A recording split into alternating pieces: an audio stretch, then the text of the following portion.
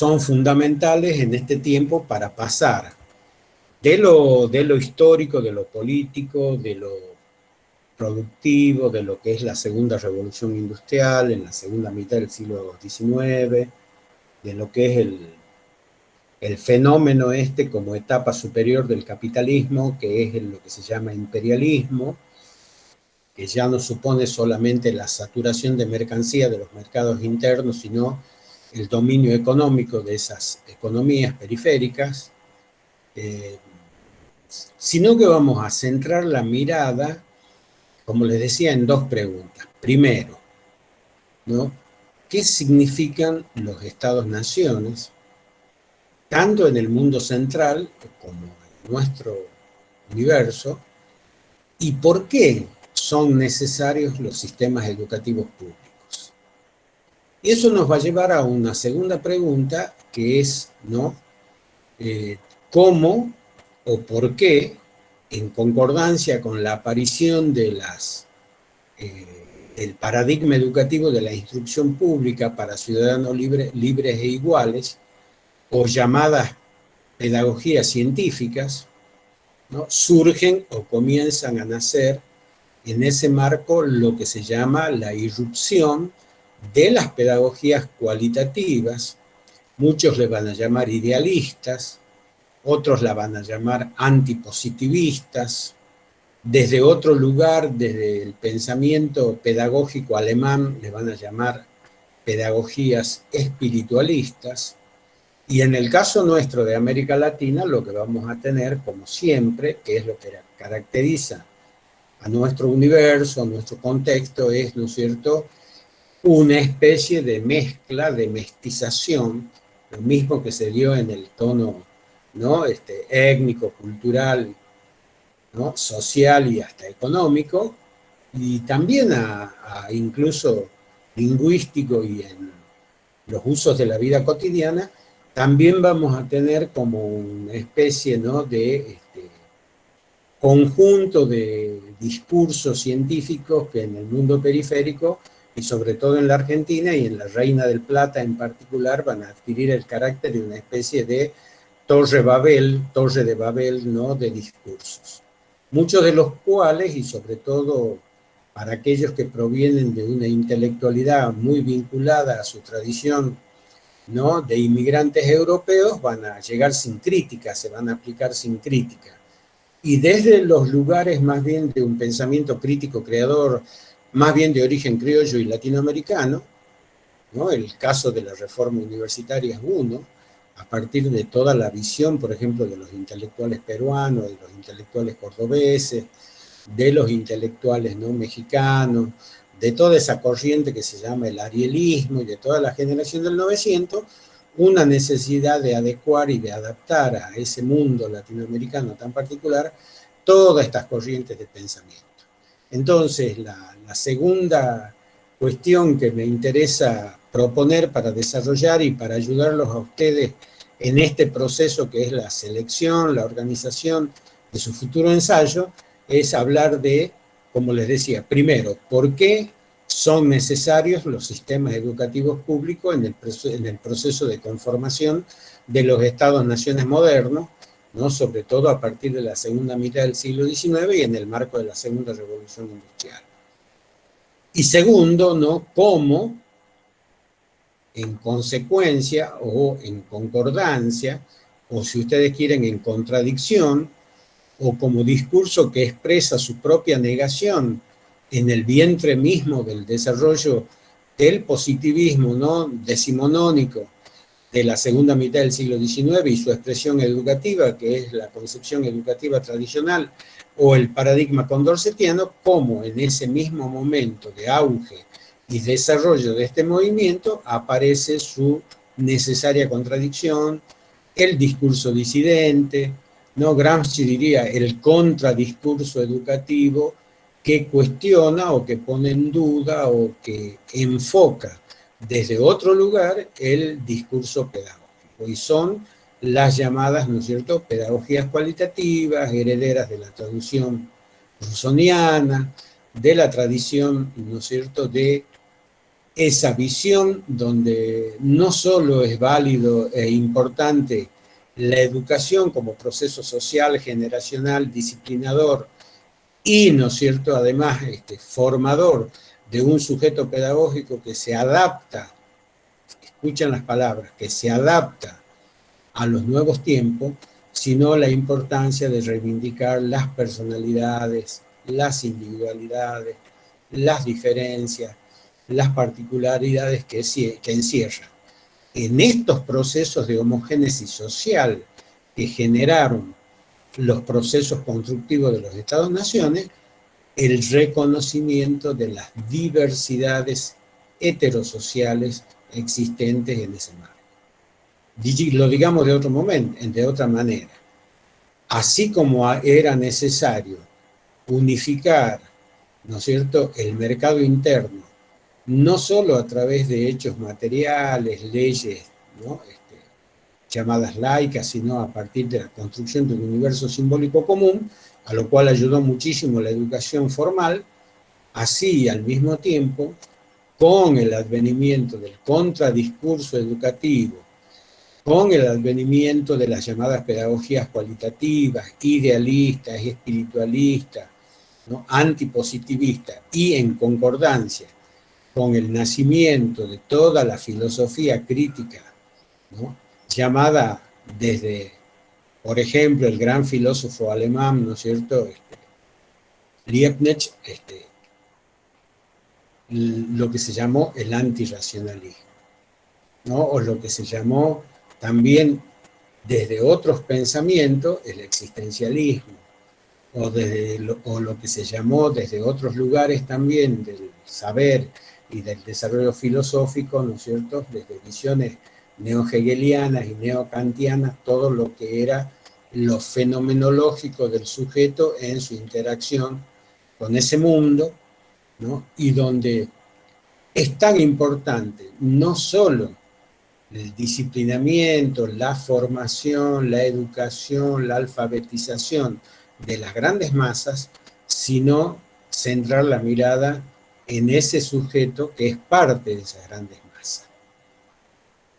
Podemos decirlo incluso de otra manera, frente a la necesaria no individualización del sujeto en estos procesos educativos que incorporan grandes masas a los procesos de alfabetización, así como es necesario eso, también es necesario reconocer que esas masas, o que en el campo de esas masas, o que en el interior de esas masas recorren, circulan, existen las particularidades, los lugares, ¿no es cierto?, diferentes, los lugares diferenciados. Esa masa no es una masa amorfa, sino una masa que se compone, se diferencia, se estructura a partir, ¿no es cierto?, de distintas expresiones sociales, a partir de distintas expresiones culturales, a partir de distintas expresiones étnicas, lingüísticas, etcétera, etcétera.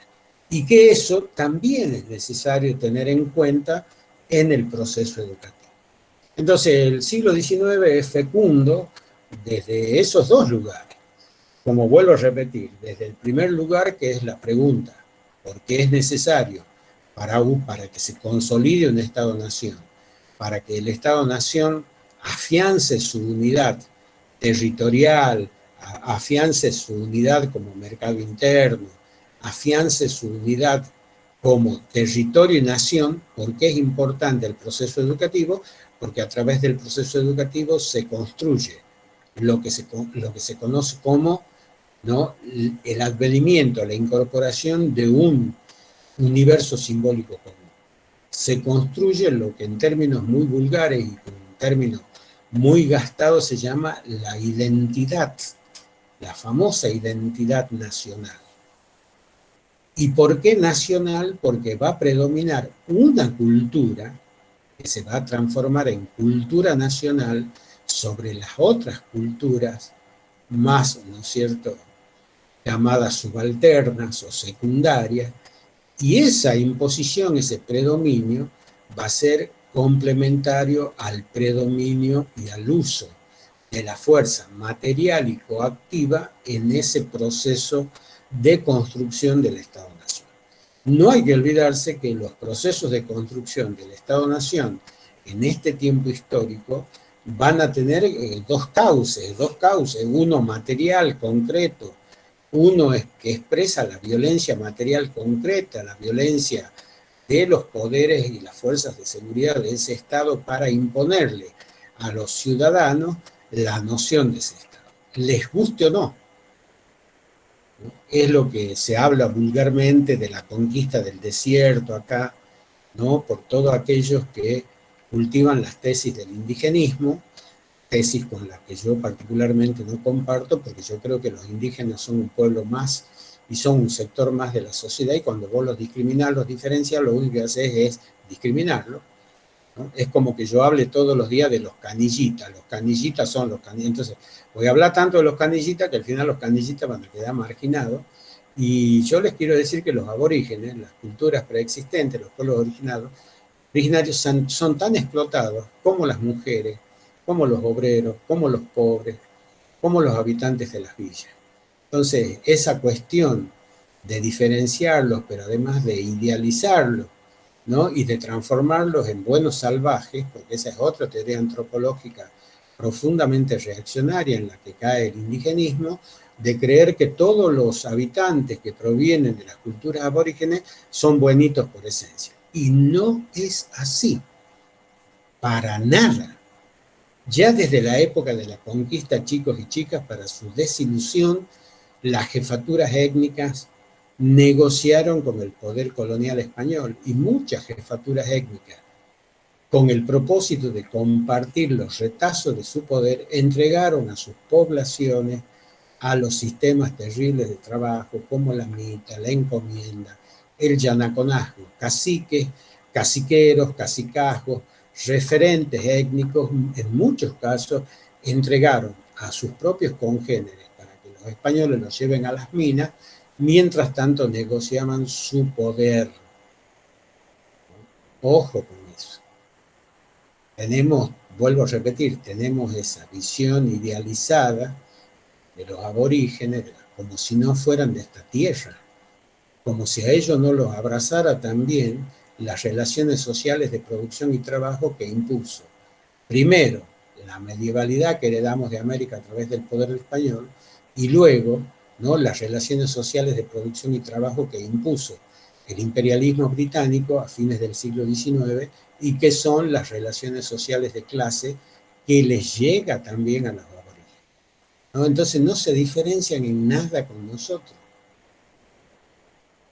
Por ahí escucho, ¿no? Por eso digo, y me molesta, porque veo que hay tanta, sobre todo esto tiene tendencias históricas, chicos, y tenemos que aprender a estudiarlas, no repetir frases no hechas que no conocemos, las tendencias anarquistas, las tendencias anarcosindicalistas dentro de los estudios históricos. Parece que la historia tiene una epistemología muy importante en la Argentina, ¿no? Desde las llamadas tendencias materialistas, las dialécticas, y las materialistas que tienen que ver con el idealismo tardío alemán, llamada historicismo, ¿no?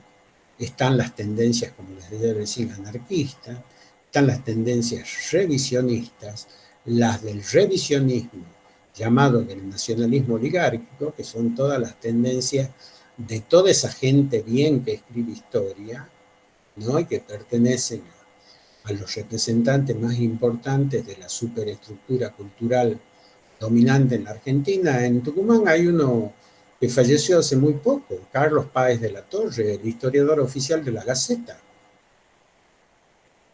¿no?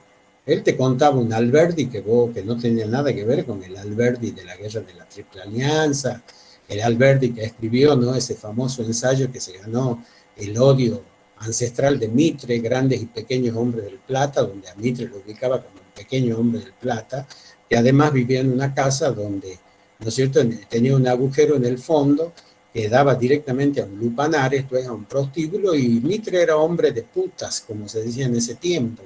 Todas las cosas que Alberti cuenta hace que Mitre se indigne, porque realmente era un pequeño hombre del Plata, además hasta de estatura. sin ofender a los petizos, por supuesto, ¿no? Pero él se refería a la estatura cultural. Tenemos nosotros tendencias dentro de la historia que son, ¿no?, necesarias estudiar.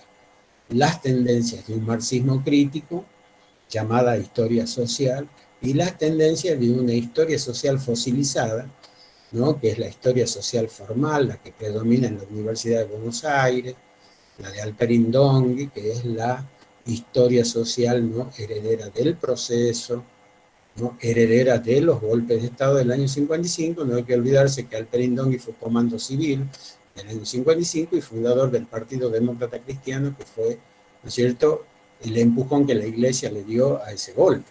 Entonces, bueno, tenemos que conocer la historia, porque si nosotros hablamos sin saber cuáles son las escuelas epistemológicas que construyen el discurso histórico en la Argentina, vamos a caer siempre en los sentidos comunes nefastos, en decirle a cualquiera genocida, en decirle a cualquiera esto. Y la historia, chicos, si nosotros no queremos construir historias maniqueas, que es esto, entre buenos y malos, tenemos que evitar los sentidos comunes. Tenemos que evitar las frases hechas, tenemos que repetir los latiguillos que impone el llamado discurso dominante. A nosotros, como intelectuales orgánicos de un discurso crítico, como educadores, como personas inteligentes, nada es verdad. Y como dicen los escépticos, todo hay que transformarlo en pregunta. Todo tiene que ser objeto de nuestra tradición inquisidora en el buen sentido. Nada es una verdad inalterable, menos en los enunciados de las ciencias sociales. Así como los universales no existen, tampoco existen las verdades. Y mucho menos los sentidos comunes. Y yo le voy a dar otro ejemplo, volviendo al indigenismo. Cuando los españoles llegan a América, ustedes tendrían que preguntarse por qué Hernán Cortés, ¿no?, con 90 caballos, con 100 cañones y con 600 hombres, conquistó un imperio donde habitaban aproximadamente 60 millones de almas, que era el imperio, ¿no?, el imperio mexicano, el imperio azteca. ¿Y saben por qué, chicos?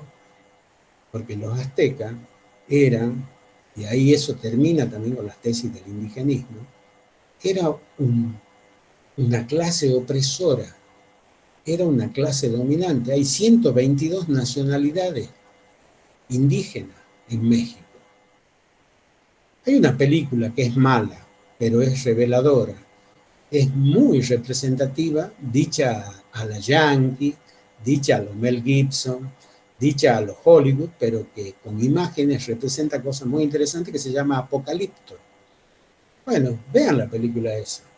Sacándole todo, ¿no?, la pimienta hollywoodense, el heroísmo, el amor. Bueno, ahí se ve claro la relación que los aztecas tenían con los pueblos dominados, ¿no? Los sometían a sacrificio, los esclavizaban, los invadían.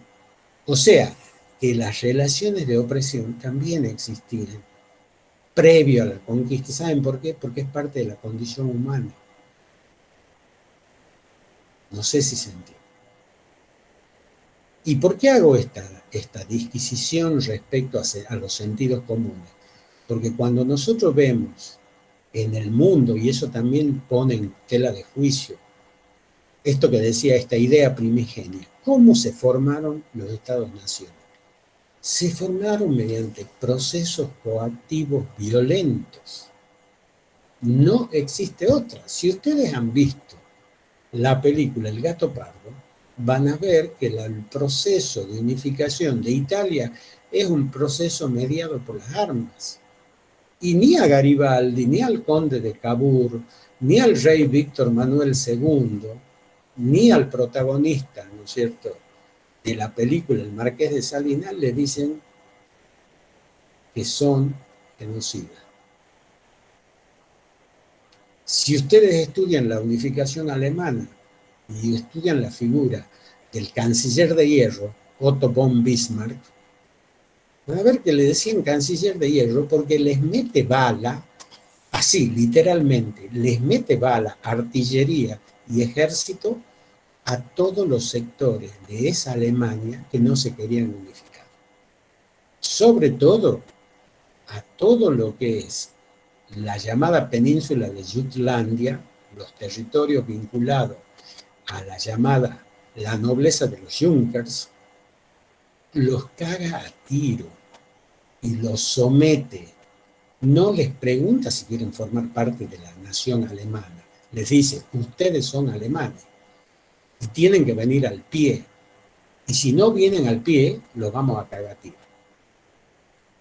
Entonces, hay un primer denominador común en la historia de la conformación de los Estados-naciones, donde esa unidad territorial, esa unidad material, la construcción de un mercado interno, los límites que establecen hasta dónde llega un Estado, que son los límites, por ejemplo, de nuestra nacionalidad, se construyeron no por convencimiento, no porque a los nativos de Quera, en el año 74, de eso nadie habla, mucho antes de que esté Roca como ministro de guerra del gobierno de Avellaneda, ¿no? A los nativos de Quera, en la puna de Atacama, en el departamento de Rinconada, en Jujuy, cuando los mataron, cuando en la batalla de Quera los fusilaron de rodillas, ¿no? ¿Qué le estaban planteando? No que se rindan. Si ellos no se incorporaban de una economía agrocomunalizada, no monetizada, fundado en la autosustentación, a una economía tributaria, productora de materias primas, donde ellos iban a aportar la lana, todo lo que produzcan sus pequeñas haciendas, ya no hacia la comunidad, sino hacia un proceso de exportación al puerto de Buenos Aires, digamos, esa guerra, ¿qué significaba? El fin de eso.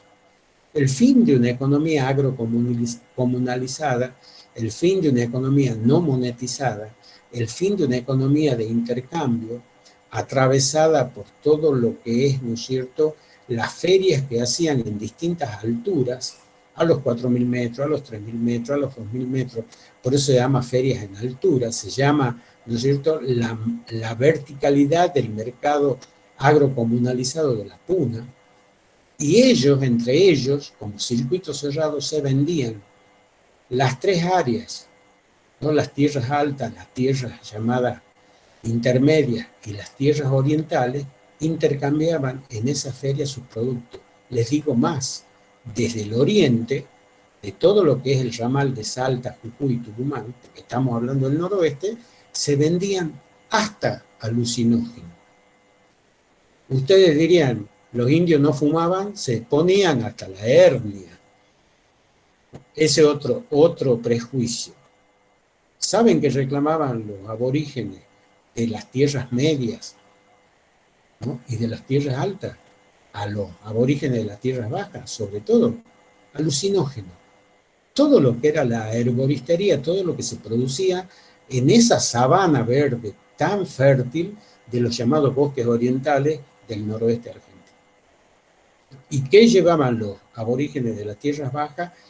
Todo lo que era yerba mate, ¿no?, todo té, ¿no?, falopa, ¿no?, marihuana, todo, y los morochos de arriba que buscaban, ¿qué les daban a cambio? Todo lo que ellos producían. Por ejemplo, en las tierras altas, todas las variedades de papa, todas las variedades de mandioca, todas las variedades de lo que es, ¿no es cierto?, el maíz, 120 variedades de maíz. ¿Cuál era el lugar de intercambio? Los llamados valles intermedios. Acá en Tucumán, ¿cuál era un lugar de intercambio? El valle de Tafí. Por eso Tafí no es un valle calchaquí, es un prevalle. Bueno, como nosotros somos absolutamente ignorantes, no hemos estudiado, nos llevamos porque hay 2 o 3 pelotudos que hablan sin saber y te imponen una cosa que no tiene ninguna relación con las cosas que realmente ocurrieron. Entonces, una primera cosa que tenemos que comprender es que los procesos de construcción, unificación territorial y construcción del universo simbólico de un Estado-nación en su dimensión material política, militar, fue totalmente coactivo, fue violento, fue sin preguntar si esos sujetos, esas culturas, ¿no es cierto?, minoritarias, esos grupos más débiles, porque siempre los procesos de unificación nacional los llevaron las culturas esenciales. En la Argentina nuestra, ¿cuál fue? Y la cultura pampeana, ese gran bloque histórico que formó, ¿no es cierto?, lo que se llamó la oligarquía terrateniente pampeana, fusionado con la burguesía comercial portuaria.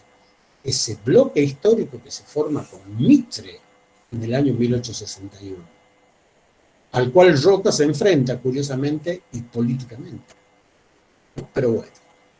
Y si ustedes, ¿no es cierto?, son exploradores, van a ver que, del mismo modo, la unificación de otro gran Estado-nación de la época, que muchos, ¿no es cierto?, que tienen poco de argentino y mucho de, ¿no?, de mentalidad extranjerizante, admiran, que es el Estado del Norte.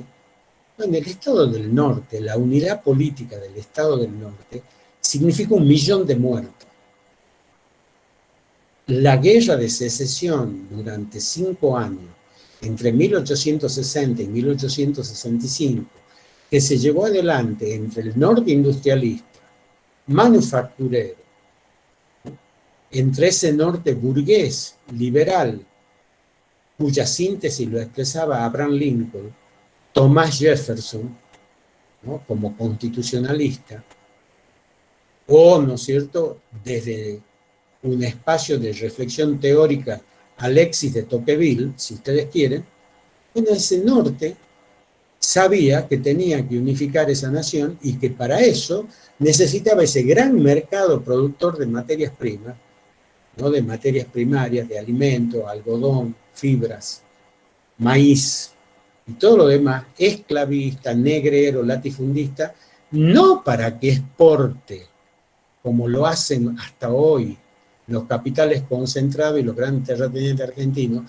sino para que esa producción alimente el mercado interno con sus materias primas.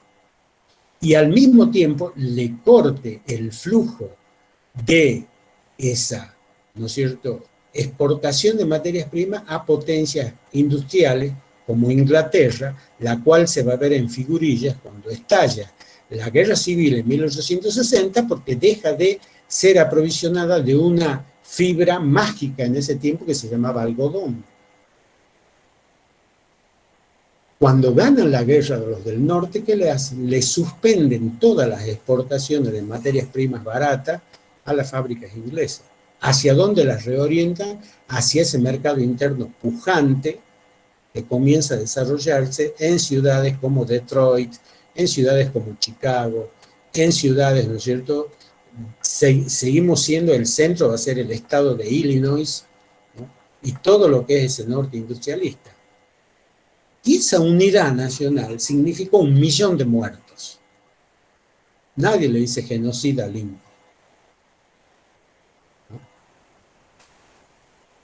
que le metieron un tiro en la cabeza la misma noche que se logró esa unidad nacional, cuando se hacía la ceremonia de su reelección. Sí, estamos de acuerdo. Le costó la cabeza a Lincoln, porque es cierto que aquellos que se vieron despojados de su privilegio, que fue la oligarquía sureña, negrera, ¿no es cierto?, latifundista y explotadora, no porque haya perdido la guerra, había perdido sus mañas. Y contrataron a un actor fracasado, ¿no es cierto?, para que le pegue un tiro en la cabeza a Lincoln cuando estaban haciendo, ¿no?, la ceremonia de la ópera y toda la ceremonia formal de su reelección. ¿Por qué les cuento todo esto?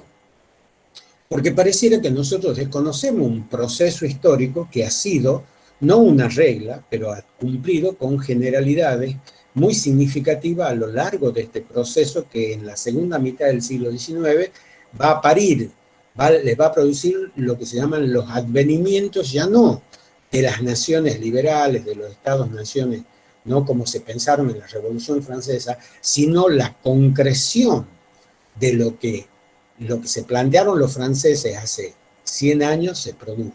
Y acá voy a traer el ejemplo de los franceses.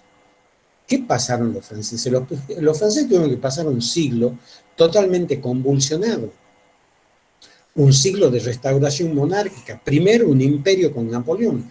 La derrota de Napoleón en Waterloo representó el retorno de la monarquía, desde 1815 hasta 1830.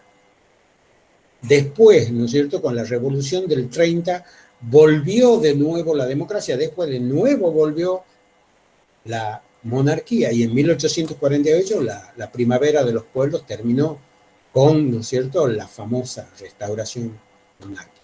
Pero recién en 1870, con la Tercera República Francesa, los franceses lograron consolidar y unificar su Estado-nación.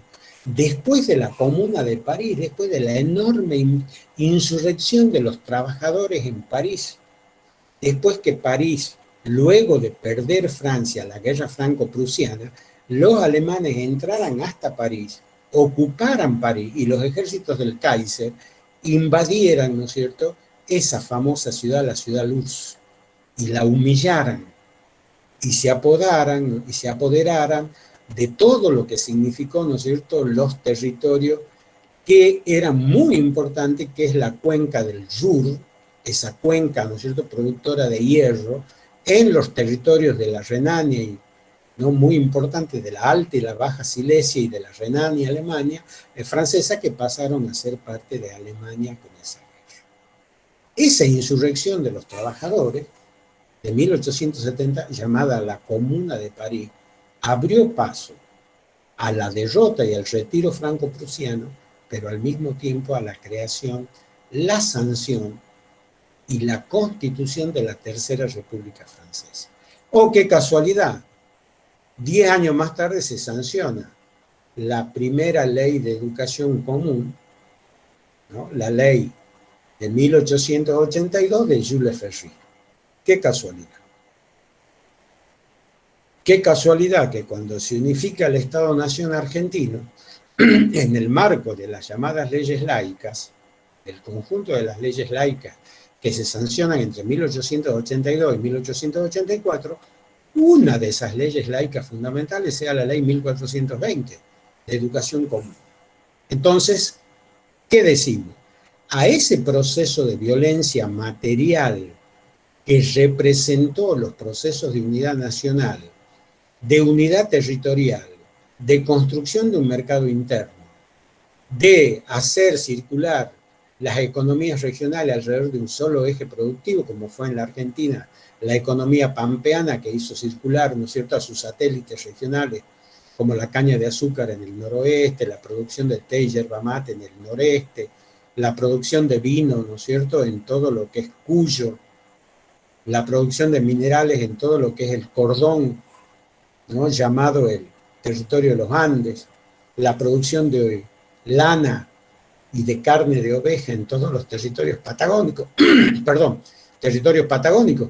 Bueno, ese proceso de unidad nacional siguió, y ahí viene la respuesta. ¿Por qué fueron necesarios los sistemas educativos públicos? Porque un Estado no solo es una construcción material, es una construcción simbólica. Y ahí aparecen todo lo que nosotros hablamos de sentido de pertenencia, identidad, lengua común. No solo habitamos un territorio, no solo hemos cooptado por métodos, ¿no es cierto?, coactivos, valga la redundancia, no solo hemos integrado forzadamente a aquellas comunidades que se resistían, y si es necesario lo hemos cagado a palo y lo hemos baleado, porque el Estado es así. El Estado impone su poder de policía porque es la condición para que la nación se transforme en Estado, para que haya un gobierno que ejerce el poder sobre ese conjunto, sobre ese territorio, sobre las culturas, sobre los grupos sociales que habitan ese territorio. Tiene que existir un poder central, unificado, reconocido y que ejerce ese poder. Entonces aparece la conjunción Estado-Nación. Estado es todo lo que expresa políticamente el control, la administración del poder, la sanción de las leyes, aquello que expresa esto que decía recién, el proceso no solo de unidad territorial, sino de construcción de rasgos identitarios comunes y de un universo simbólico. Y todo eso lo hace el Estado. ¿Sobre qué lo hace? Sobre un territorio que es la nación. Y ese territorio, como nosotros hemos visto y como se ve en todos los países del mundo, eran territorios diversos, con culturas diversas, con sujetos sociales diversos. Entonces, ese fenómeno hay que entenderlo así antes de poner rótulos. Porque cuando nosotros ponemos rótulos, cosificamos la historia. Tal tipo es malo, tal tipo es bueno. Tal tipo sirve, tal tipo no sirve. Y clausuramos el pensamiento en la historia. Clausuramos la posibilidad de algo que la historia es fundamental. Algo que decía un señor que se llamó Marc Bloch, uno de los grandes epistemólogos de la historia, que murió en los campos de concentración alemán. Un gran epistemólogo de origen belga, que tiene un libro extraordinario que se llama ¿Qué es la historia? Así de sencillo, Marc Bloch, B-L-O-C-H. Y él decía, los hechos están para ser interpretados. Y esa es la diferencia. Los hechos están, pero para que cada uno desde un lugar los llene de sentidos. ¿No? Y por eso surgen las escuelas históricas. Y por eso surgen los intereses que necesitan construir relatos históricos, ya sean oficiales o disidentes, porque cuando vos impones un relato histórico, impones una concepción del mundo. Y cuando los unitarios nos impusieron a nosotros que el centro es Buenos Aires, que Dios atiende en Buenos Aires, que la centralidad de la Argentina está en Buenos Aires, que la periferia está en las regiones del interior. Cuando los periodistas hablan del interior, ¿qué es el interior? Me acuerdo que mi papá, que no era un leído, se ofendía mucho de eso, siendo un tipo común, apenas con sexto grado, ¿no? Bandoneonista, obrero petrolero, y él me decía, porque él, ¿cómo le decían los viejos al baño? El interior, porque cuando ellos vivían, el baño no estaba en la casa, el baño estaba en el fondo, por lo general era una letrina, era un pozo ciego. Entonces dice, ¿qué es el interior? Y mi viejo se indigna decía, es el baño. Nosotros somos el baño de este país, me decía. Como todos dicen, bueno, porque en el interior, te han visto los porteños, en el interior, claro, ellos son el puerto, nosotros el interior. Ellos son el centro, nosotros la periferia. Ellos son los desarrollados, nosotros los subdesarrollados.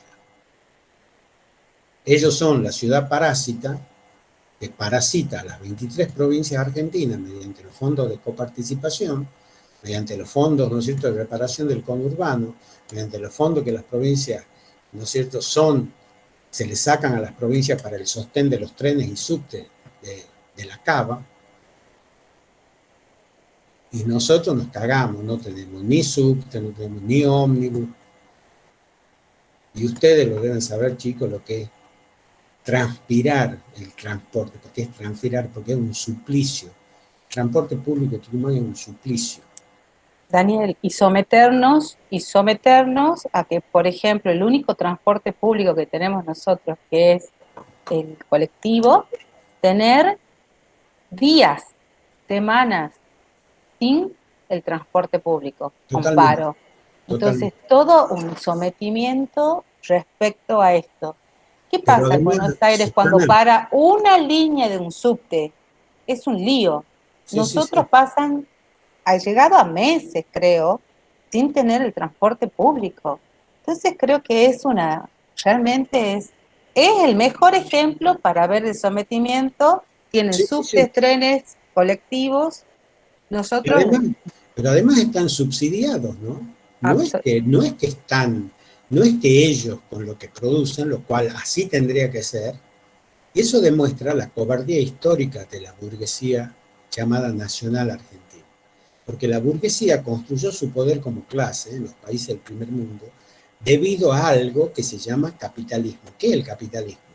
Si yo gano 4, decía el turco, si yo gano la 4 pesos, dice la turco, 2 gasto y 2 la reinvierto. Pero es básico. ¿En qué lo reinvierto? En ese modo productivo que a mí me enriquece. Bueno, pregúntale vos a los dueños, salvo algunas raras excepciones como la línea 12, creo, y otros, si reinvierten su riqueza, ¿no?, en la mejora del servicio. Son timberos, tienen la guita afuera, son sojeros, nadie les dice que no lo sean, pero reinvertí tu cuota parte del capital en mejorar el servicio. Eso demuestra una burguesía con conciencia de clase, no una burguesía penetrada de conciencia oligárquica. Porque esa es la diferencia de entre una clase y otra. Una clase es rentística, la otra clase es reinversora. Esa es la diferencia. Tenemos una clase rentística que las ganancias las reinvierte en la timba. Bueno, ¿por qué nosotros tenemos el fracaso de construir un Estado-nación que no sea agroexportador y primario desde hace 100 años? Por el predominio de un sector y al mismo tiempo por la cobardía histórica de otro. Pero bueno, yo ese primer concepto les quería dejar claro, chicos, en este proceso, porque es la única manera de comprender por qué en este tiempo histórico, como parte de esa construcción material y simbólica que es la construcción de los Estados-naciones, surgen los sistemas educativos públicos. Los sistemas educativos públicos no surgen solamente porque hay un señor como Sarmiento y todo el relato, ¿no es cierto?, romántico, estupidizante, ¿no?, alienante, fuera de época y absurdo, que quería educar al soberano, que se levantaba temprano, que era buen alumno, todo un montón de mentiras, que iba a la escuela aunque llovía. Claro, nunca faltaba a la escuela, incluso iba a los días de lluvia. Resulta que en San Juan no llueve nunca, pero bueno, no lo hacían hacer cosas al pobre Sarmiento. Entonces, no es así. Así como los estados modernos, los llamados estados-naciones del fin del siglo XIX, construyen su lógica material, construyen esto que hemos visto en la Argentina. ¿Por qué traigo este ejemplo? Porque es el ejemplo nuestro y porque la historia para eso nos tiene que servir, para comprender lo que pasa en nuestra realidad. Y entonces, recién me acabo de dar cuenta que tengo mal prendido el botón de la camisa. Mi obsesión no me va a permitir estar así. Voy a aprender ahora como corresponde. Eso tiene culpa la Tyson. Ya vamos a arreglar con eso. Bien, entonces, ¿por qué? La construcción de un Estado-nación lo decía ya un señor que se llamaba Fichte, cuando escribía, ¿no?, sus proclamas para la formación del Estado-nación alemán, a principios del siglo XIX. Fichte es parte del discurso romántico, de ese discurso de la nación alemana, donde en la concepción, si ustedes han estudiado, de la construcción del Estado-nación, ¿no?, esa es una concepción idealista, porque esa concepción se basa en un concepto que se llama el Volksgeist, el espíritu del pueblo, ¿no?, el espíritu del pueblo alemán, es el que le da la identidad a ese Estado-nación, ¿no? Así lo va diciendo Fichte desde sus famosas cartas y proclamas. Pero acá en el 80 argentino nuestro, ¿cuál es el problema que tenemos?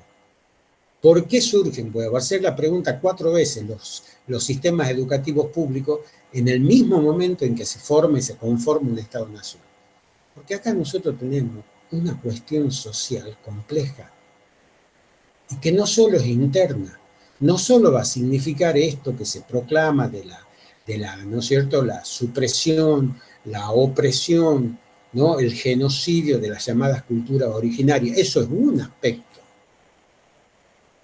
Y yo podría decir que incluso desde un punto de vista cuantitativo y desde un punto de vista demográfico es secundario y se subordina a una cuestión mucho más profunda que vive la sociedad argentina entre 1860 y 1920. ¿Cuál es? La llamada era aluvional. Todo lo que fue el proceso inmigratorio externo, 6 millones de almas entre 1860 y 1920 promedio, 7 porque un millón se volvió, llegaron a la Argentina. se produjo un colapso social en un país que no pasaba los 11 o 12 millones de habitantes, recibió más, casi la mitad de su población, la recibió en 60 años. Y en el 80, ese flujo estaba en su momento de cenit, en su momento culminante. O sea, era un momento de conmoción social. Ustedes imagínense, para que hagamos una analogía con el día de hoy, si en este momento llegaran sobre los 45 millones que somos, 22 millones y medio de chinos, negros, todos los que vienen de Senegal, todo lo que viene, ¿saben lo que le pasa a la sociedad argentina? Estalla en 1000 pedazos. Bueno, entonces, la Argentina tenía ese problema. Y no solo ya bastaba el poder de policía del Estado, no bastaban las regulaciones del trabajo, no bastaban todas las leyes laicas, no bastaban todos los reaseguros que el Estado toma en materia de control social, sino había que desarrollar procesos superestructurales, no solo de control y disciplinamiento social, sino de incorporación a la cultura nacional. Entonces, por eso aparecen como dispositivos disciplinadores, alfabetizadores, creadores de conciencia y cultura nacional, las efemérides escolares. Por eso se crean los sistemas educativos públicos. No es una casualidad que en el 80, cuando el roquismo se plantea pasar de una economía extractiva, de una economía donde todavía perviven los rasgos coloniales de la hacienda, de la encomienda y de la minería, pasar de esa economía a una economía agroexportadora suponía la necesidad de disciplinar a todas esas masas, no solo exógenas, no solo italianos, españoles, ¿no? Árabes, semitas, no voy a decir judíos porque el judío es una religión, no una etnia o una cultura. Y ya saben que el concepto de raza ya es de modé, ya no se usa más. Hablamos de etnias, culturas, ¿no es cierto? O hablamos también de los llamados grupos, ¿no? Anteriores, o los pueblos anteriores, o de las comunidades anteriores a la conquista. Y fíjense, y solamente eso, porque eso a la vez ha creado otro prejuicio en la Argentina, y otro prejuicio inexacto, y otro prejuicio inválido, y otro sentido común tan inválido como el de bautizar a cualquiera con el título de genocida. Estoy hablando de los argentinos descienden de los barcos. Falso, absolutamente falso. Se supone, de acuerdo al estudio que desarrollaron en ese momento, que están, yo los he visto, yo los he trabajado en los archivos de Jujuy, que hubo un flujo constante, una migración constante de pueblos endógenos, tantos provinciales como limítrofes, hacia las grandes economías regionales que se formaban en ese tiempo histórico. Ejemplo, pueblos del Tahuantinsuyo, las llamadas culturas altas de Bolivia, de las culturas de la puna boliviana, se llama ya altiplano, la llamada cultura del Tahuantinsuyo y Viracocha, comúnmente denostados como collas. Todas las culturas del llamado bosque oriental de Bolivia o Chaco Gualamba, o llano oriental de Bolivia, las culturas cambas, de Santa Cruz, Camiri, toda esa inmensidad. Culturas guaraníticas, más de 32 nacionalidades guaraníticas, abipones, huichis, ¿no? Todo lo que son los llamados matacos, los mocovíes, los tobas, vinieron a la Argentina. ¿Atraídos por qué? Por el trabajo en la forestal, en el caso de esta región. En el noroeste, atraídos por el trabajo del azúcar.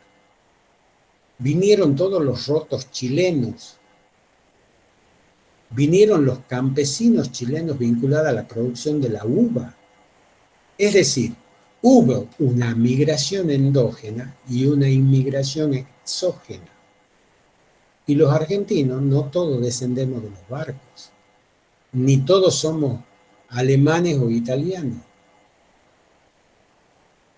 Entonces, en ese país donde se produce esta hecatombe social, el sistema educativo era necesario ya no solo para alfabetizar, para enseñar las 4 operaciones básicas en el nivel primario, ya no solo para instruirlos en los principios de la ciudadanía y la llamada, ¿no es cierto?, moral y civismo, ni solo tampoco en las primeras nociones de higienismo, sino para instruirlos y transformarlos en ciudadanos argentinos, con una lengua común, con una historia común y con un conocimiento de ese país común. ¿Y saben qué? Esto no se logró en la primera generación. Se logró con muchos inmigrantes italianos y españoles en la segunda generación, en los hijos de ellos que nacieron acá. Muchos italianos siguieron hablando italiano. Muchos españoles siguieron preservando. Y aún hoy, pasó el tiempo, pasaron casi 150 años, y hay culturas, como los árabes, hay culturas. Pero lo que nosotros no podemos negar, que en ese proceso de mestización, el cuarto proceso de mestización que sufren los pueblos del cono sur latinoamericano, en ese marco un sistema educativo era fundamental. ¿Por qué? Porque alfabetizaba, enseñaba una sola lengua, enseñaba un idioma oficial, enseñaba a comunicar las cosas, ¿no?, a denotar y a connotar las cosas a través de una lengua. Y esa lengua van a tener que hablar todos los pueblos, a través de una sola moneda, a través de un solo sistema de pesos y medidas, a través de un solo código civil, el Código Civil rescatado de Vélez Arfield de 1869, a través de un solo código penal sancionado en 1884,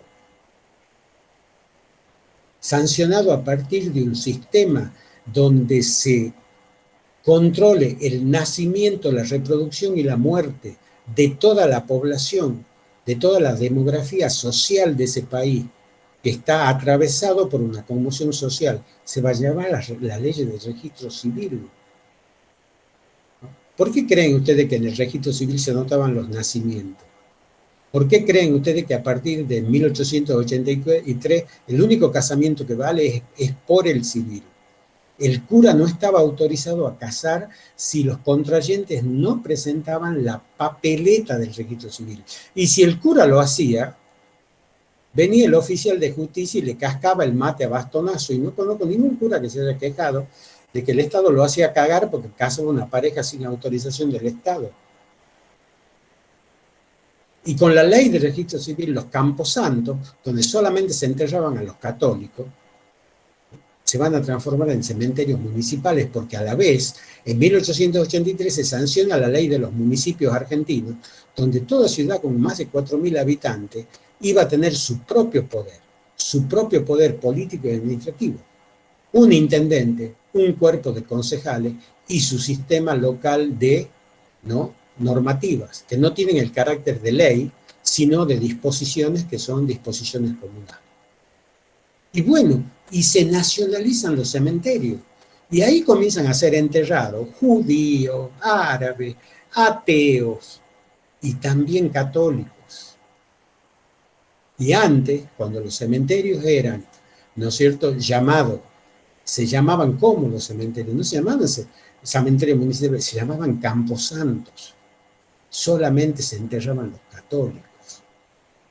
Y de ahí viene el laicismo del 80. Y esa es otra característica del Estado-Nación. El Estado-Nación, decía Eduardo Wilde, tiene que ser neutro. El Estado-Nación, para admitir a todas y a todos, como lo dice su ley de 1883, que es la primera ley que nadie estudia y muchos desconocen, que es la ley de población escolar. Esa ley que establece que los chicos de 5 a 14 años, varones y mujeres, serán la futura población escolar argentina, y está sancionada un año antes de la ley 1420. Bueno, ¿qué decía Eduardo Wilde? El Estado tiene que ser neutro. Por lo tanto, la religión no puede seguir estando en las escuelas. Clarito. Tampoco en la salud. Y tampoco se tienen que meter los credos en cuestiones sanitarias, como cuando, por ejemplo, aparece el candente tema de la situación de las mujeres pobres, de las mujeres abandonadas, de las mujeres que tienen que abortar de manera sangrienta sin recibir el auxilio del sistema educativo público, entre otras. Entonces, el Estado tiene que ser neutro. Ya lo decía uno de los intelectuales más brillantes de la generación del 80, que es Eduardo Huil. Tiene que ser neutro y ciego, decía.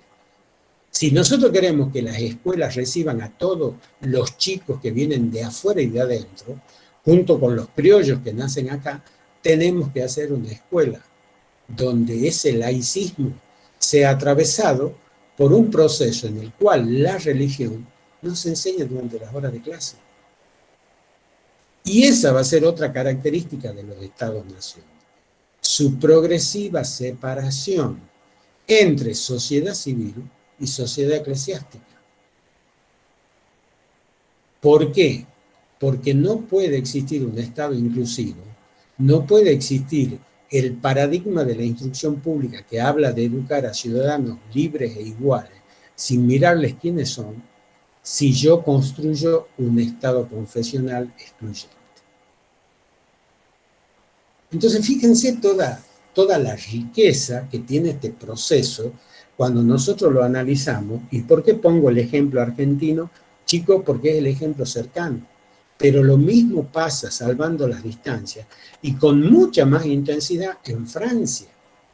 Ustedes no se olviden que Francia nacionaliza el clero. Y cuando nacionaliza el clero ya no le obedece más al Papa, le obedece a los poderes públicos constituidos de ese Estado-nación.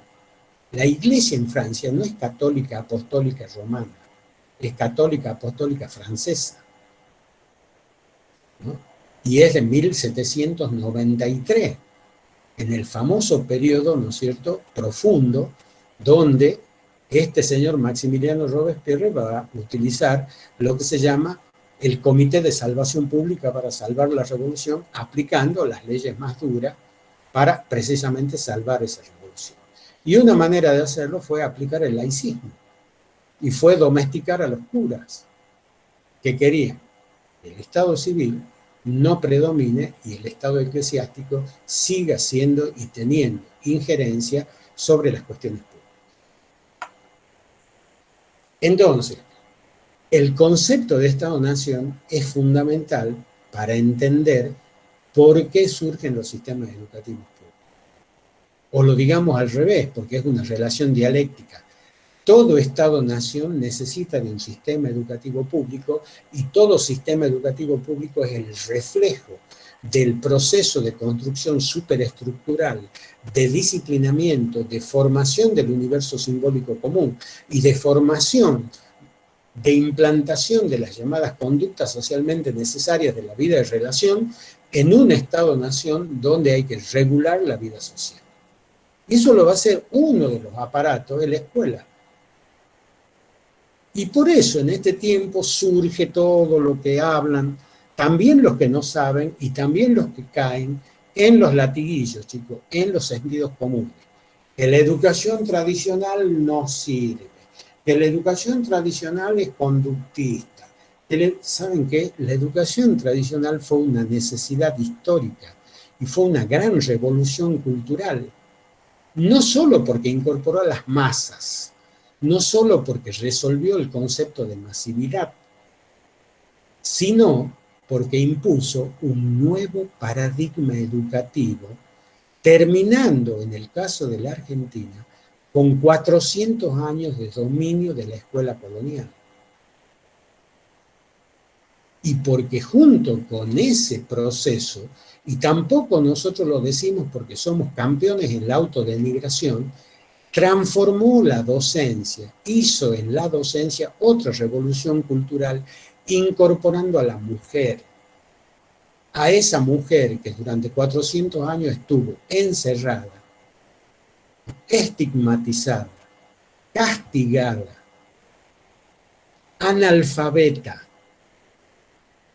transformada junto con el negro, junto con el sambo y el mulato, en una persona que no podía tener aspiraciones, ni deseos, ni perspectivas intelectuales.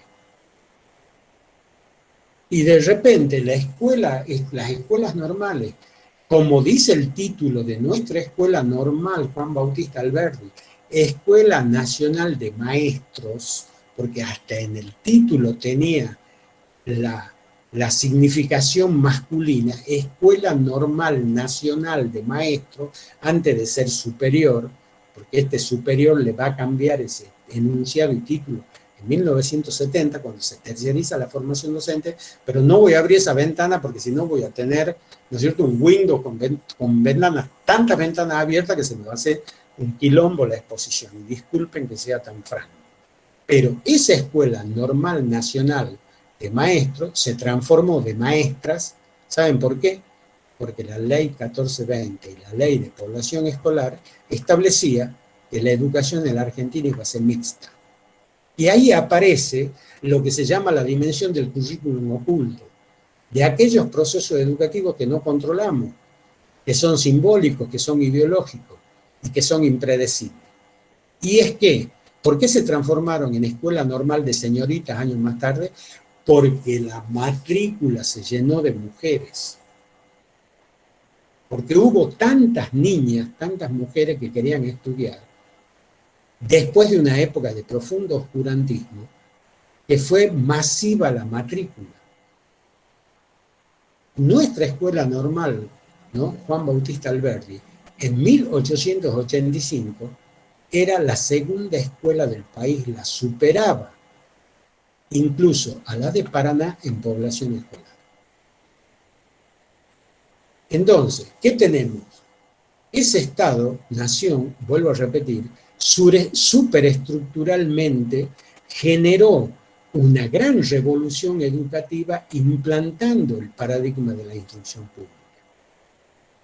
Quienes analizan la historia, vuelvo a repetir, desde el lugar maniqueo, como un River Boca, Atlético, San Martín, ¿no es cierto?, mortadela o jamón, vino tinto o vino blanco, y no saben ver los matices, no construyen una historia compleja, interrelacionada, contradictoria, mestizada.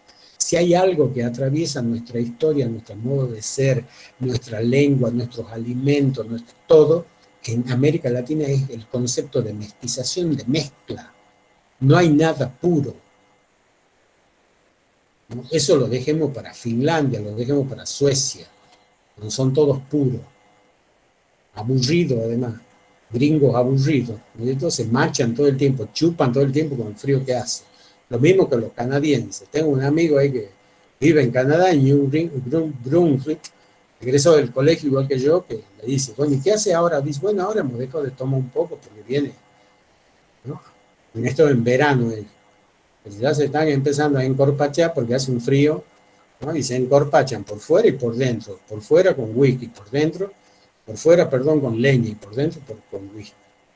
Entonces, si hay algo que atraviesa el discurso de las ciencias sociales, el discurso de las ciencias políticas, el discurso educativo en América Latina, es el concepto de mestización. De 3 procesos de mestización.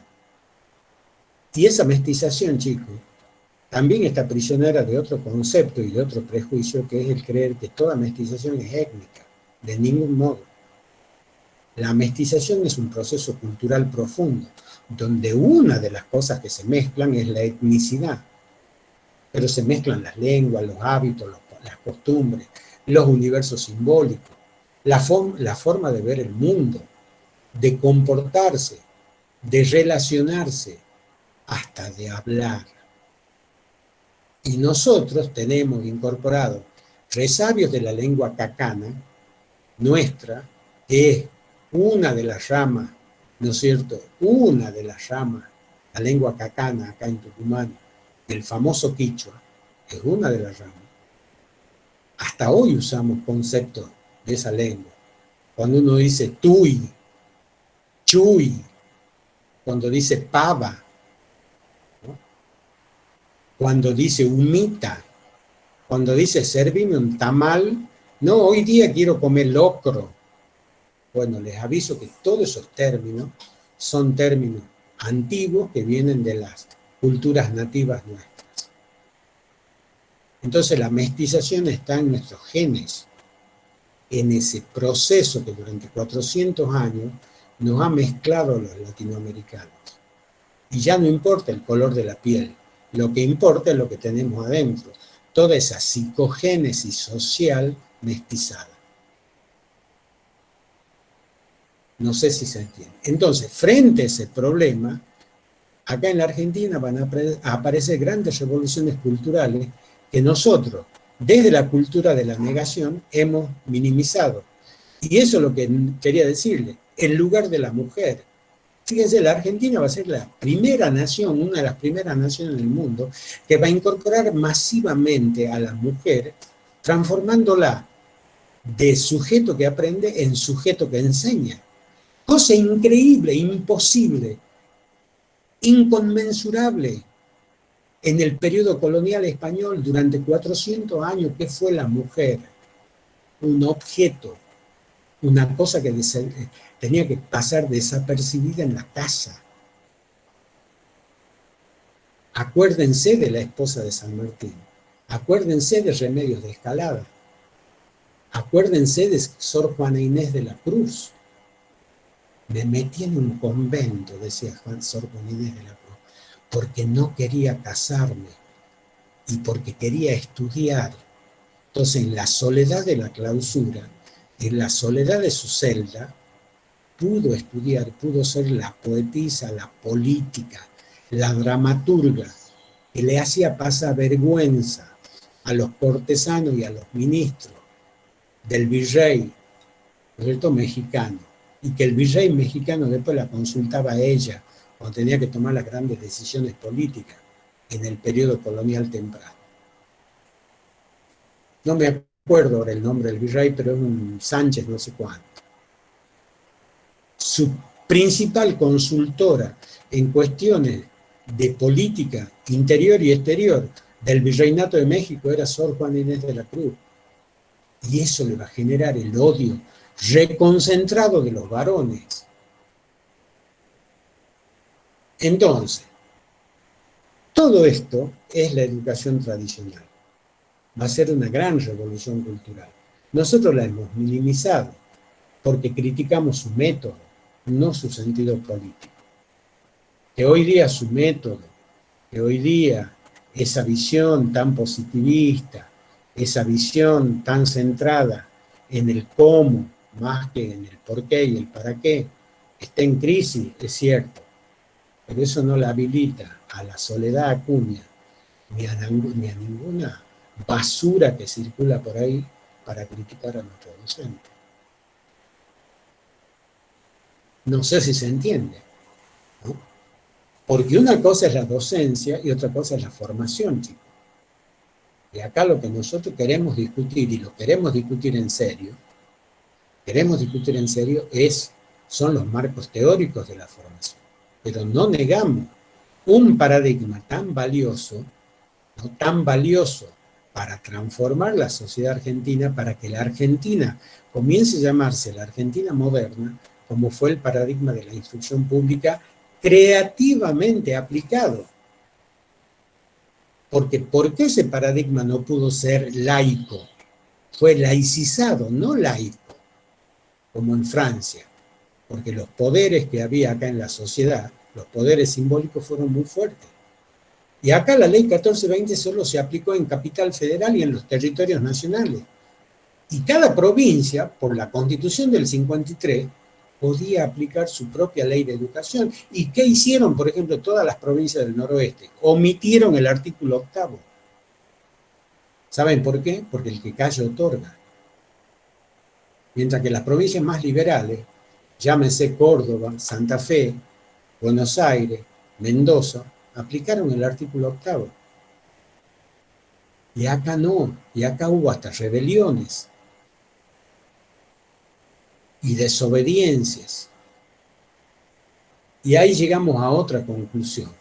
porque los sistemas educativos públicos, aparte de ser aquellos que son parte de la amalgama que fusiona lo diverso en una sola entidad que es el Estado-Nación, también son territorios de disputas. Y no solo disputas de sentido educativo, son disputas de concepciones ideológicas y políticas. Y aquí, en ese escenario del 80, lo que estaba en disputa era una concepción profunda de sociedad y cultura. Era la concepción hispano-colonial versus las nociones del positivismo liberal de corte anglosajón, o si ustedes quieren, para hacerlo más suave, anglo-francés, que se aplicaron porque era la lógica, o en esa lógica se inscribía la construcción de los estados modernos, de los estados-naciones. Ahora, si nosotros no triunfábamos con eso, no se hubiese podido aplicar esa lógica transformadora. Y fíjense, hasta hoy, 100 años, 150 años han pasado, y eso me va a llevar a otro concepto, que es durante cuánto tiempo se construye un Estado-Nación. Siempre. Es un proceso constante. Es un proceso que tiene avances y retrocesos, pasos atrás y pasos adelante. Y acá han pasado 150 años y todavía se discute la centralidad del Estado en materia sanitaria, en materia educativa. Un Estado que además fue benévolo. Porque no hay que olvidarse de la ley 934, sancionada por Avellaneda en 1878, que estableció a partir del artículo 14 bis de la Constitución Nacional la importancia de proveer desde el campo de la educación privada un complemento a ese sistema educativo público que sin duda no lo puede todo. Y que es necesario, donde ese sistema no llega, el concurso de la iniciativa privada. Eso lo tenemos clarito, pero en un marco de lo que se conoce como, pedagógicamente, la subsidiariedad de la educación privada al modelo de la instrucción pública. Y fíjense, México no lo pudo hacer. México hizo toda una revolución, ¿no? Desde también, creo que es Venustiano Carranza, no, de Porfirio, con el porfiriato, 1880, bien, como la época del roquismo, ¿no? Sin embargo, no pudo contra el catolicismo en México. Y ahí la educación fue pública, pero confesional. Entonces, este tema es un tema fundamental para que nosotros entendamos.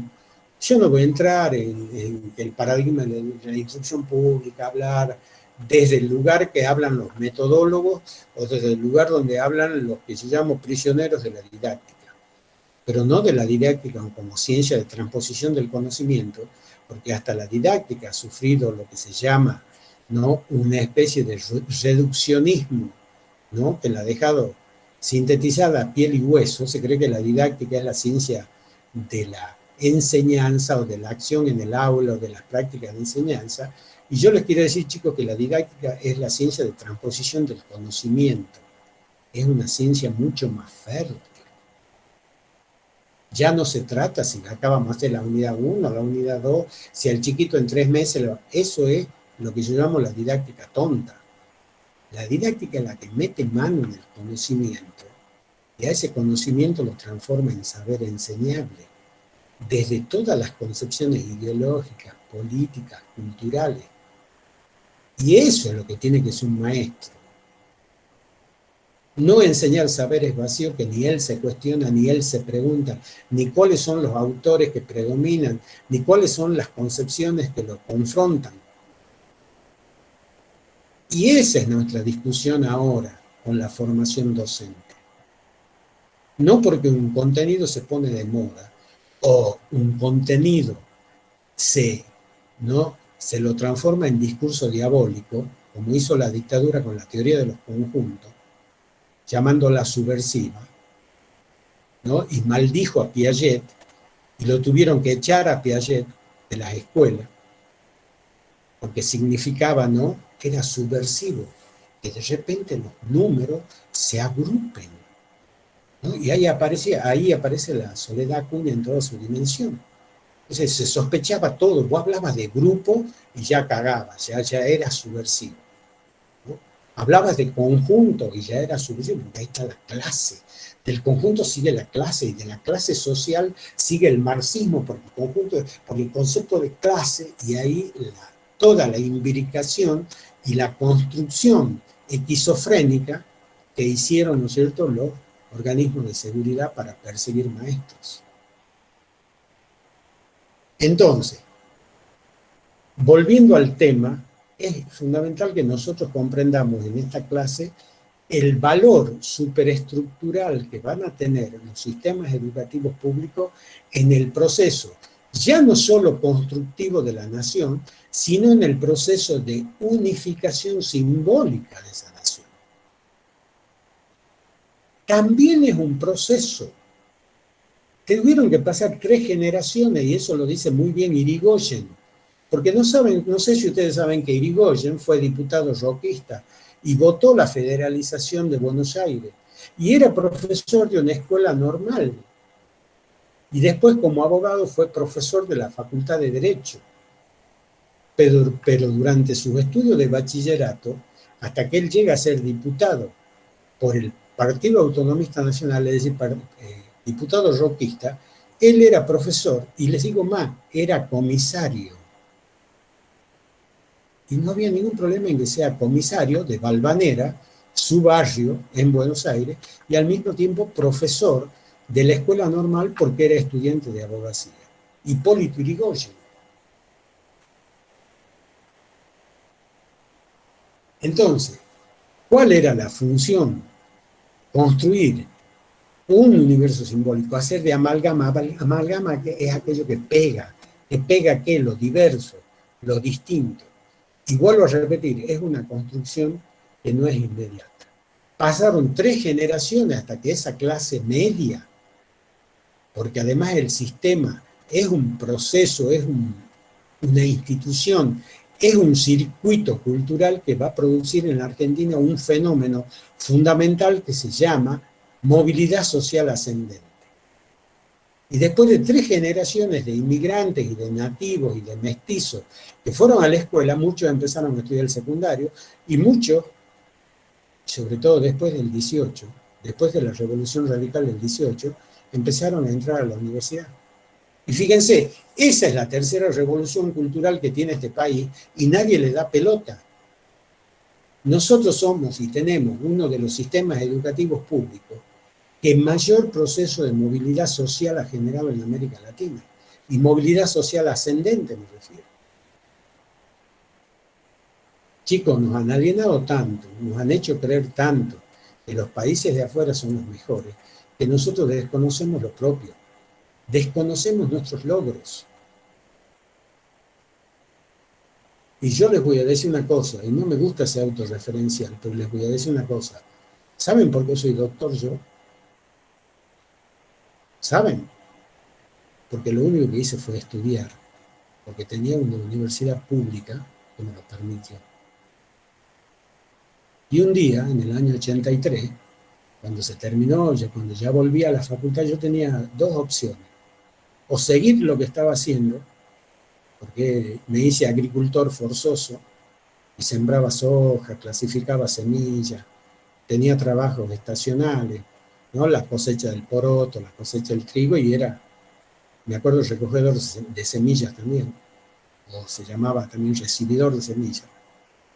Y me acuerdo que mi actual esposa, que es la única que tuve, me planteó, me hizo una pregunta que a mí me hizo pensar mucho. ¿Qué vas a hacer, Daniel? ¿Vas a seguir con la facultad o vas a seguir trabajando? Yo me acuerdo que ahí se me prendió como una especie de lámpara, no sé qué mierda, y no era el año 83, era el año 81. Y volví a la facultad y me reinscribí. Y desde entonces hasta ahora lo único que hice, ¿saben qué es, chicos? Estudiar. Nada más. Aprovechar eso que tenemos nosotros, que es una fortuna incalculable, y muchas veces la desperdiciamos. Estudiar, solamente eso. ¿Saben qué, chicos? No saben lo que me costó volver a estudiar después de 5 años. Me dormía, había perdido el hábito, había perdido la gimnasia, me dormía sobre los libros. Hice un esfuerzo sobrehumano hasta que logré, y en un año rendí, en 2 turnos de examen rendí 8 materias y me recibí. Y desde entonces hasta ahora hago el mandato, cumplo con el mandato, y esto es una sugerencia para ustedes. No dejen de estudiar. Frente a cualquier adversidad, no dejen de estudiar. O déjenlo un tiempo y retómenlo, pero no dejen de estudiar. Porque esto que nos brinda la universidad pública, nosotros estamos hablando de esto, porque esto es lo que es el sistema educativo público. Tiene todos los defectos, tiene muchos marcos teóricos atrasados, pero ¿saben qué? Es un sentido común valioso el haber instaurado en la sociedad ese sentido común que se llama el sentido común del sujeto pedagógico. Y es que toda pareja, toda familia, a los 4 años, una de sus preocupaciones fundamentales es buscarle un lugar en el comienzo del sistema educativo público, en el primer nivel del sistema educativo público a su hijo. Y eso no es patrimonio de América Latina, menos de Brasil, menos de Bolivia hasta hace poco, menos del Perú, menos de Chile, mucho menos de Colombia.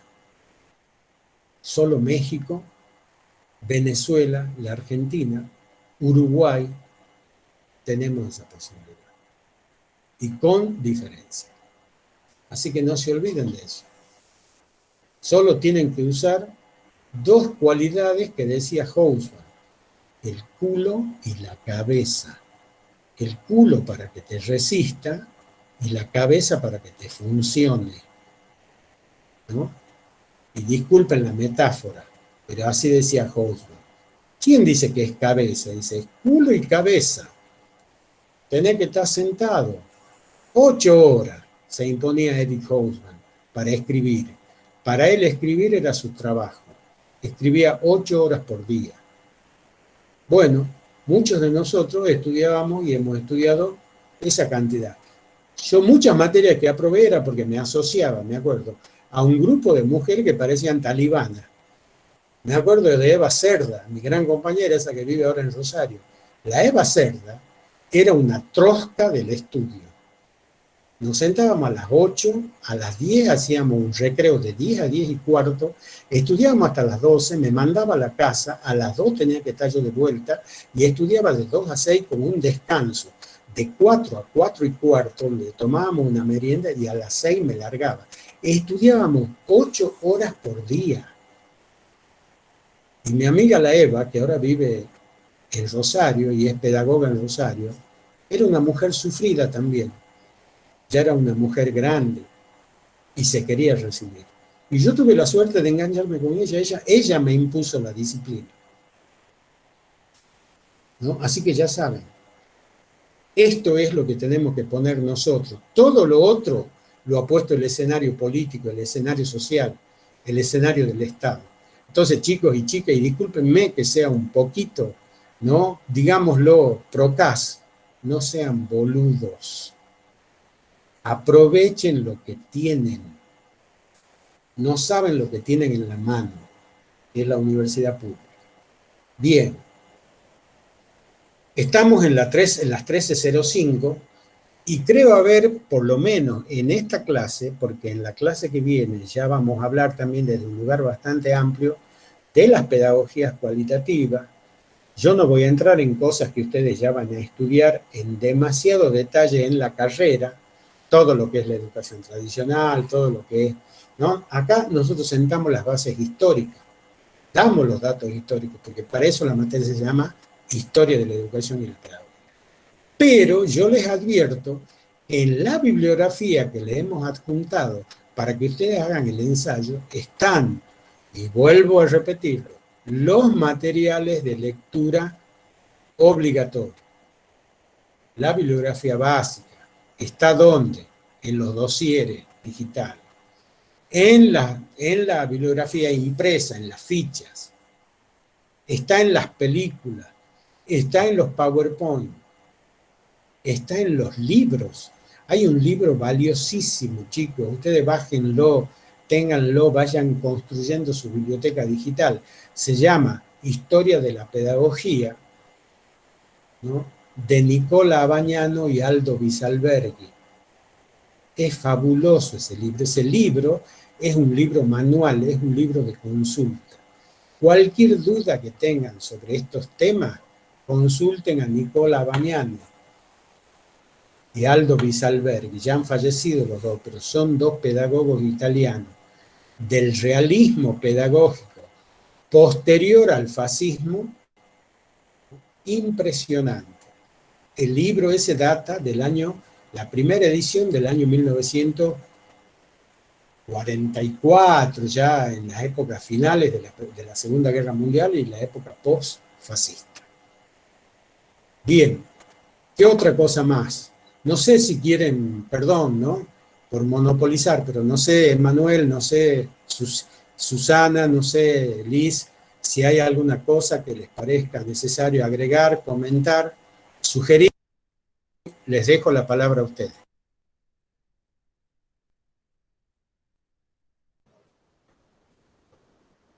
Yo, más que nada, un poco pensando en los trabajos prácticos y en la próxima instancia que se viene, más que agregar algo sobre la clase, bueno, que es muy interesante muchas veces pensar a la universidad pública desde las propias biografías atravesadas por esa universidad pública, pero sí pensar en la próxima instancia y sobre todo en la tarea que venimos haciendo nosotros, un poco de corregir todos los trabajos prácticos, tener como una mirada más formativa de esa evaluación y al mismo tiempo que ustedes lo ven en la línea de las correcciones que le vamos haciendo, los comentarios, las sugerencias. Acá hay algo que para la próxima instancia como que nosotros siempre lo consideramos, lo charlamos internamente, pero al mismo tiempo va adquiriendo mayor fortaleza, que es, una vez que nosotros hemos establecido un contrato pedagógico con ustedes, donde nos adecuamos a un nivel de flexibilidad que cuesta, digamos, que cuesta mucho. Nosotros en la presencialidad pasamos la hoja, leemos la asistencia, requerimos los trabajos prácticos, tomamos los parciales, todo, y este año ha sido un año que la irrupción de esto nos ha llevado a modificar muchas cosas y al mismo tiempo a rubricar un nuevo contrato pedagógico.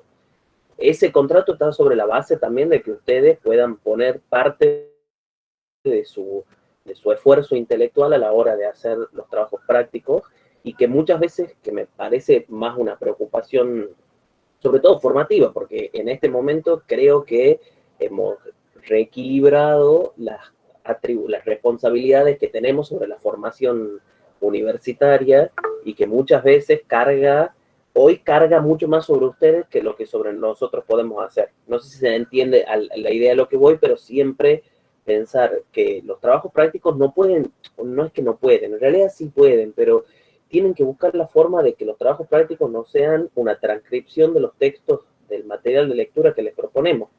Y en eso es uno de nuestros criterios de evaluación, pensar cómo ustedes, a partir de lo propuesto, pueden transformar, reformular, decir cosas nuevas, cosas que nosotros no estamos diciendo. Yo creo que Daniel siempre insiste en esta idea de, bueno, el arbitrario cultural que representa elaborar una bibliografía de una cátedra. Y bueno, en eso también llegamos hacia el fin de año y muchas veces los trabajos, sobre todo los últimos trabajos que yo vengo leyendo, porque los vengo leyendo con bastante seguido, todos apuntan hacia las mismas respuestas, los mismos extractos de los materiales de lectura, y en eso me parece que sí, como una actitud más que ustedes pueden, más propositiva de ustedes frente a la materia y frente al contenido, no es que no pueden decir lo que el texto dice, sino que construyan una narrativa diferenciada de lo que el texto dice. Yo extraigo ideas claves, obviamente, todos leemos los textos, resumimos, pero a partir de ese resumen, la respuesta de una consigna tiene que elaborarse desde un texto nuevo, digamos. Y en eso hace mucho más clara la redacción. Si ustedes se fijan en todas las devoluciones, porque ustedes las pueden ver a todas las devoluciones, muchas de ellas apuntan hacia el tema de la redacción, a que la redacción es poco clara, a que los formatos son distintos, y esto va construyendo, esto es un proceso que ustedes durante los años que estén en la carrera, y lo van a ir construyendo porque es así, digamos, pero el ser universitario, el estudiante universitario implica aprender desde cómo escribir un trabajo práctico a cómo rendir un examen oral, todo eso es ser estudiante universitario, pero al mismo tiempo, quizás nosotros, cuando la idea que les proponemos, cuando Daniel, por ejemplo, les comenta, no solo los textos, sino también este libro de Abañano y Visalberghi, sino también las películas, bueno, todo eso forma parte de una oferta de algún modo de lectura que ustedes pueden apelar, a la que ustedes no se tienen que restringir a describirnos la pregunta, como nosotros siempre en esto, cuando vemos las películas, ¿qué le decimos siempre? No nos cuenten la película ya la vimos. En definitiva, lo que nos interesa es ver qué producen a partir de eso.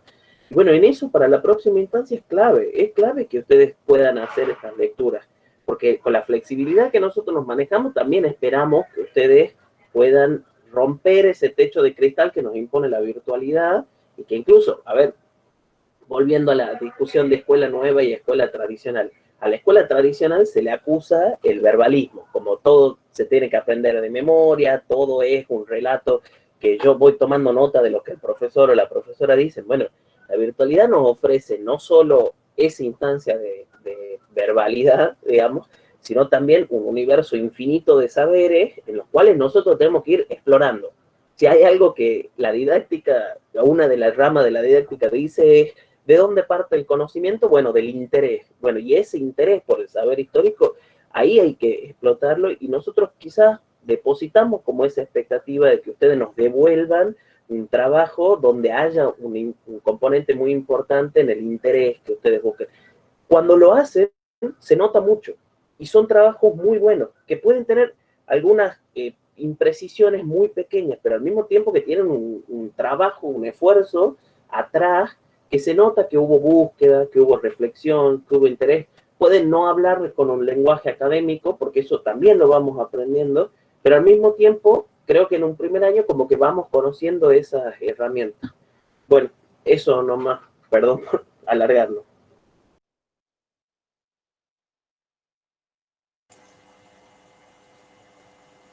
Chicas. Bueno, yo entiendo, sí, entiendo lo que dice Manuel, pero bueno, estamos en un primer año y por ahí esas capacidades que vos estás mencionando, no es para no decirle a los chicos que no, está perfecto y eso es un objetivo que sí, es realmente lo más a lo que tendemos. Pero bueno, yo sí estoy conforme, a pesar de que sí noto que hay como extracciones textuales de los trabajos prácticos, pero bueno, lo importante es que yo se los pongo a veces en la devolución, que las respuestas son pertinentes a lo que se les solicita, han entendido esas notas fundamentales. Hubo trabajos prácticos que, por ejemplo, en la consigna de la ideología de la ilustración, la consigna 2 fueron a buscar y googlear el concepto de ideología, totalmente descontextualizado en tiempo y espacio. Bueno, ahí hay como también intención de comprensión de las consignas. Entonces sí hay que poner en valor lo que plantea Emanuel, pero rescato que es un trabajo que se va a ir formando y que se va a ir construyendo de a poco. Eh, de los que vamos leyendo, seguimos esa continuidad. Por eso también, perdón Daniel, el pensar en ustedes, chicos, cuando hacen, a veces nos avisan, nos falta esta devolución, nos falta esta devolución, hacemos un seguimiento, les hacemos un seguimiento, hay registro de sus trabajos, se pueden traspapelar algunos, pero sí hay una lectura a conciencia de nosotros a los trabajos prácticos de ustedes. Así que bueno, sumo a lo que dice Manuel, pero bueno, rescato que estamos en un primero, que están haciendo un buen proceso y bueno, esto les sirva de fundamento para, bueno, un segundo, un tercero, bueno, construirse como estudiantes universitarios. Eso me parece fundamental. Yo, antes que hable Liz, vos has citado algo, Susana, que es realmente fundamental respecto a lo que vienen diciendo los dos. Los módulos tienen preguntas, pero hay preguntas que son una zancadilla, ¿no? Y por ejemplo, lo de ideología de la ilustración está puntualmente, es un subpunto de uno de los textos que yo colgué. Y eso nos llevaba a que, así como hay textos de elaboración, también hay textos, respuestas que tienen que ver con los textos de exploración. Y si vos no has leído los textos, te vas a hacer argolla y vas a buscar, donde no tenés que buscar, que era del mismo texto, ¿no? Hay un material que yo lo puse específicamente y por eso le hice la pregunta. El alumno tenía que haber leído, si iba leyendo iba a encontrar un subpunto que decía la ideología de la ilustración, y es todo un desarrollo. Bueno, está pensado para eso el módulo. Ahora, a aprender se aprende escribiendo. Y yo creo que los chicos traen esto que se llama alfabetización coloquial, bastante empobrecida por la galaxia de la imagen, que nos hace escribir poco y leer poco, porque además escribe bien aquel que lee, ¿no? Y aquel que no lee tiene, así como tiene empobrecido el lenguaje oral, va a tener más empobrecido el lenguaje escrito. Entonces, yo creo que la preocupación de Manuel es legítima. ¿Por qué? Porque ya estamos en la universidad. Y porque la universidad por ahí no te da tiempo. Entonces, nosotros también hemos utilizado un recurso que es a ustedes ponerlos en prueba. ¿En qué prueba? Ya no en una prueba de estímulo-respuesta, sino una prueba de creación. Hagan un ensayo. A ver, escríbanlo ustedes. Busquen la fuente. Y si ustedes han leído además con atención el instructivo, nosotros hay una partecita al final del instructivo que no sé si alguno lo ha leído, donde les decimos, son libres de bucear toda información posible siempre que la misma tenga respaldo académico y sea debidamente citada, ¿no? Entonces, ya sé que es un aprendizaje y es cierto que cuando yo entré a la universidad también andaba como los indios en la pampa, ¿no es cierto? Sin bola y, sin documentos, sin saber a dónde ir, ¿no? Y todos íbamos detrás de un jefe que nos seguía. Bueno, sí, así es, pero no está mal que pasemos de esa alfabetización coloquial a aprender de a poco los fundamentos de una alfabetización científica y qué es lo que a ustedes les va a exigir cada vez más la carrera. Cuando ustedes llegan al tercer año, se van a encontrar que tienen que redactar un artículo, que tienen que redactar una ponencia, ¿no? Y cuando lleguen al final de la carrera, se van a encontrar que tienen que redactar una tesis, los que se quieran licenciar en pedagogía, en ciencias, ¿no? Así que bueno, me parece que son muy valiosos los dos aportes que se están haciendo y ahora, bueno, Liz, yo metí la cuchara nada más que para de visión.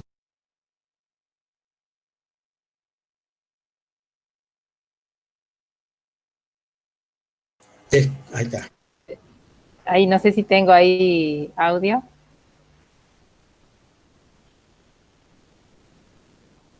Bueno, no, solo eso, realmente son claves para transitar la formación. Me parece que lo que mencionó Emanuel, me parece que si bien uno lo dijo o pudimos de algún modo construirlo al inicio del año, es cierto también que el situarnos, ¿no? en estas claves de lo que significa el estudio y lo que significa el abordaje, lo que significa la escritura, bueno, arman, ¿no? Esto que nosotros hemos de algún modo delineado, estrategias didácticas y sobre todo, bueno, distintos dispositivos, en este caso dispositivos pedagógicos que de algún modo pusieron en relación muchos de los aspectos que de algún modo se trabaja más allá, ¿no? de lo disciplinar que tiende a la formación. Así que me parece que absolutamente comparto y es parte también de ir sosteniendo y de ir de algún modo corriéndonos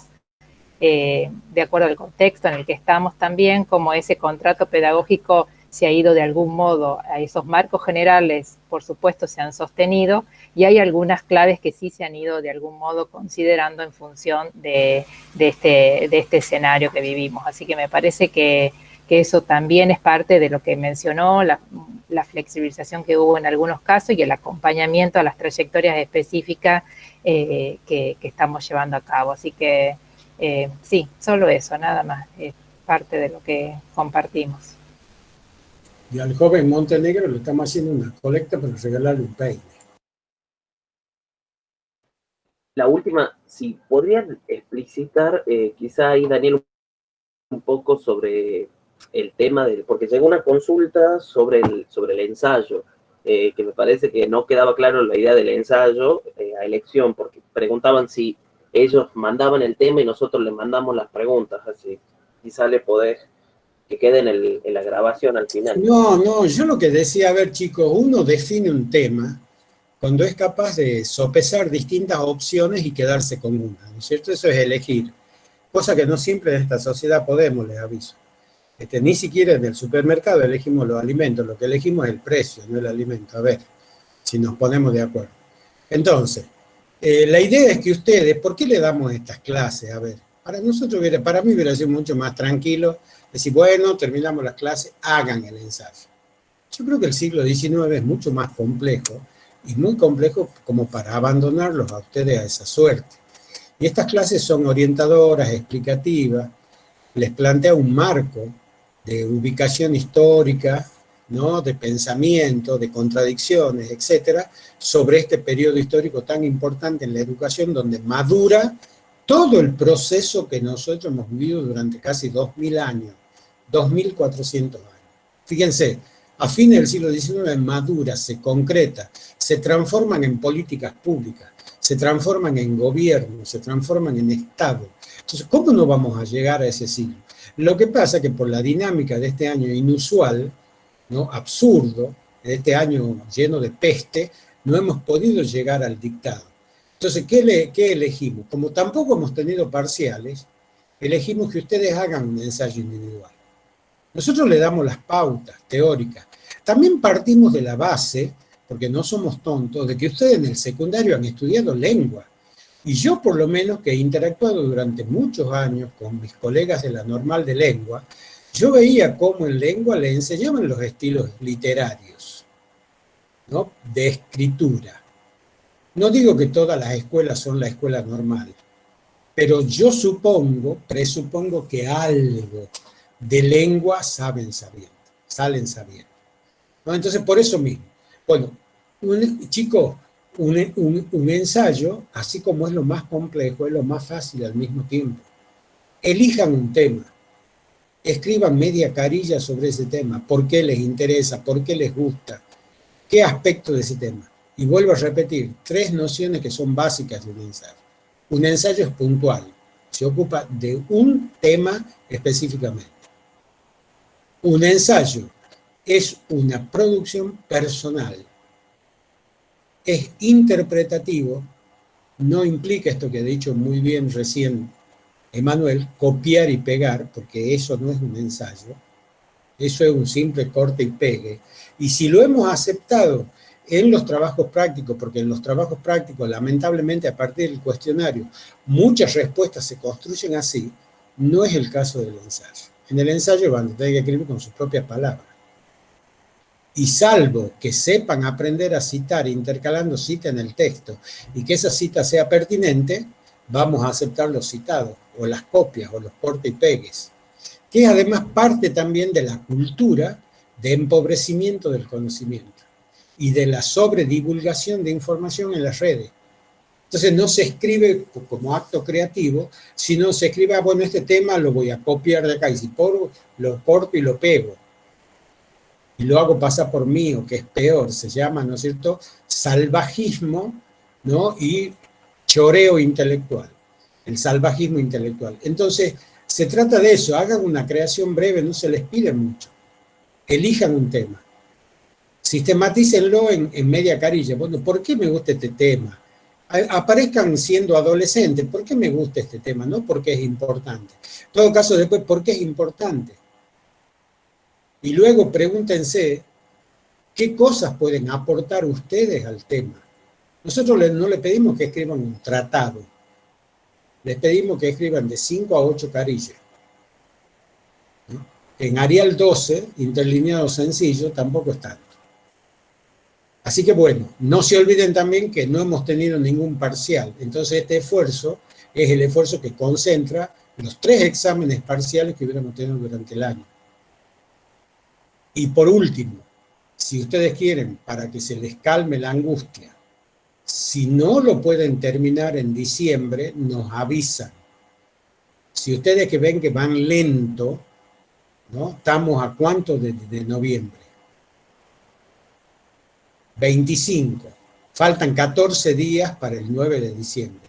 Si ustedes ven que los primeros días de diciembre están todavía con dificultades, nos avisan.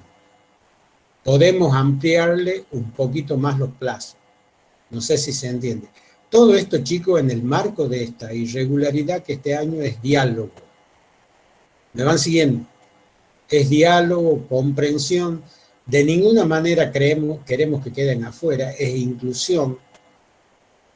Y vamos a hacer todo lo que esté de nuestra parte como esfuerzo para que eso no ocurra. ¿Me van siguiendo? Hasta comprarle un peine a Montenegro, para que la próxima clase venga repintudo. No lo tome así, joven. Es parte del humor que tenemos los tucumanos.